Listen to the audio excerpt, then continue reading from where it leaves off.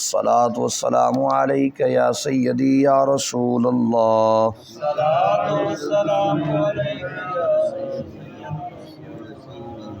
الصلاۃ والسلام علیک یا سیدی یا حبیب اللہ۔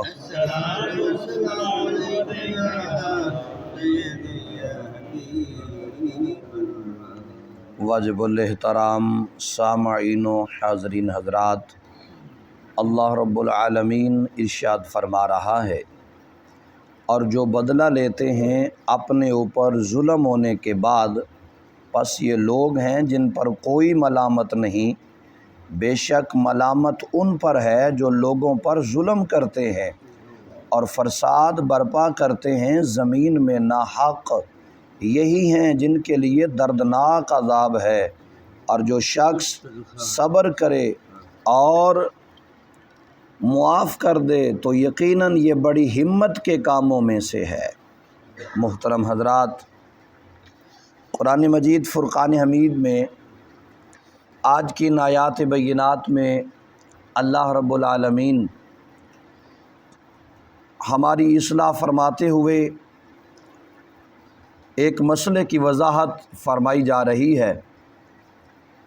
اور ارشاد ربانی ہے، بعض لوگ ضرورت سے زیادہ امن پسند ہوتے ہیں۔ بندے کو امن پسند ہونا چاہیے، لیکن ضرورت کے مطابق۔ اگر ضرورت سے زیادہ بندہ امن پسند ہو تو اس کا نقصان کیا ہوگا؟ مظلوم اگر ظالم کا دستے ظلم کاٹنے کے لیے تلوار بے نیام کرتا ہے تو شور مچانا شروع کر دیتے ہیں اور اس کو جوابی کارروائی پر ملامت کرنے لگتے ہیں۔ حقیقت میں ایسے ہی لوگوں کی وجہ سے ظالم کی حوصلہ افزائی ہوتی ہے، اور یہ مشاہدے میں ہے بات کہ جب ایسا معاملہ ہوگا اور مظلوم کو ہی کوسا جائے گا، اس کو ملامت کی جائے گی، تو پھر ہوگا کیا؟ جو ظالم ہے وہ اور زیادہ چوڑا ہو جائے گا، ظالم ظلم کرنے میں اور زیادہ پختہ ہو جائے گا۔ وہ کہے گا میں یہ جو کام کر رہا ہوں اس کا مطلب ہے کہ یہ کام لوگوں کے لیے ٹھیک ہے، لوگ اسے پسند کرتے ہیں اور لوگ میرے ساتھ ہیں اس معاملے میں۔ تو یہی ارشاد فرمایا جا رہا ہے کہ وہ جو ضرورت سے زیادہ امن پسند ہوتے ہیں، مظلوم کے ساتھ ان کا ظلم یہ ہے کہ وہ ظالم کی حمایت کر رہے ہیں اور مظلوم کے ساتھ زیادتی کر رہے ہیں، اور اگر وہ کارروائی کرنا چاہتا ہے تو اس پر ملامت کرنے لگتے ہیں۔ تو حقیقت میں ایسے ہی لوگوں کی وجہ سے ظالم ظلم کرتے ہیں، تو جہاں قیامت کے دن ایسے ظالموں کو کھڑا کیا جائے گا، وہاں ایسے سپورٹروں کو بھی ساتھ کھڑا کر دیا جائے گا کہ آؤ، جو ضرورت سے زیادہ تم امن کے پسندیدہ لوگ تھے، جب ان لوگوں پر ظلم ہو رہا تھا تم اس وقت کہاں سوئے ہوئے تھے؟ تو اسی بات کو وضاحت کرتے ہوئے ارشاد فرمایا جا رہا ہے کہ حقیقت میں ایسے ہی لوگوں کی وجہ سے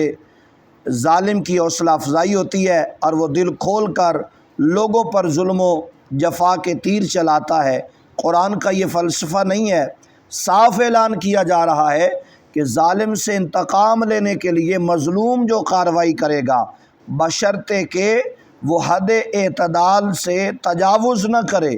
اس پر کسی قسم کی ملامت نہ ہوگی۔ ملامت کے مستحق وہ لوگ ہیں جنہوں نے ظلم و زیادتی کا آغاز کیا اور زمین میں ناحق فتنہ فساد کی آگ کو بھڑکایا۔ اور آخری ایک لفظ آیا ہے عزم الامور۔ عزم کسے کہتے ہیں؟ اس کی تحقیق کرتے ہوئے علماء لغت نے لکھا ہے، قال الیس ما عقد علیہ قلبک من امر انک فعلها، ایسے کام پر جس کو تو کرنے والا ہے تیرے دل کا پختہ ارادہ کرنا عزم کہلاتا ہے۔ اور لسان العرب علامہ جوہری لکھتے ہیں، عزمت علی کذا اذا اردت فعلاها وقطعها علی، جب تو کسی کام کا قطعی ارادہ کر لے تو عرب کہتے ہیں عزمت علی کذا، علامہ راغب کہتے ہیں العزم والعزمیت عقد القلب علی امضاء الامر، کسی حکم کی تعمیل پر دل کا پختہ ارادہ کرنا عزم اور عزمیہ کہلاتا ہے۔ تو عید کا مفہوم بیان کرتے ہوئے علامہ اسماعیل حقی لکھتے ہیں صبر اور مغفرت ان امور میں سے ہیں جنہیں بندہ کو اپنے نفس کے اوپر واجب کرنا چاہیے، کیونکہ یہ امور اللہ تعالیٰ کے نزدیک محمود اور پسندیدہ ہیں۔ تو محترم حضرات، قرآن کریم کی ان 2 آیات بینات میں ہمارے لیے بڑی اہم باتیں ارشاد فرمائی گئیں۔ سب سے پہلی بات تو یہ کہ ہمیں کبھی بھی ظالم کا ساتھ نہیں دینا چاہیے۔ اب لوگ کہتے ہیں جی ہم تو مظلوم کے ساتھ ہیں، ہم تو ظالم کے ساتھ ہے ہی نہیں، لیکن اگر وہ جو مظلوم ہے وہ بدلہ لینا چاہتا ہے اور معاف نہیں کرنا چاہتا اور ہم اس کو ملامت کر رہے ہیں تو یہ بھی ہم ظالم کا ساتھ دے رہے ہیں، یہ بھی ہم ظالم کا ساتھ دے رہے ہیں، اور ایسے لوگوں کو قیامت کے دن ان ظالموں کے ساتھ کھڑا کیا جائے گا۔ تو محترم حضرات، دوسری بات یہ ارشاد فرمائی گئی کہ عزم کرو، پکا ارادہ کرو، پختہ ارادہ کرو، بڑی ہمت اور حوصلے کے ساتھ تم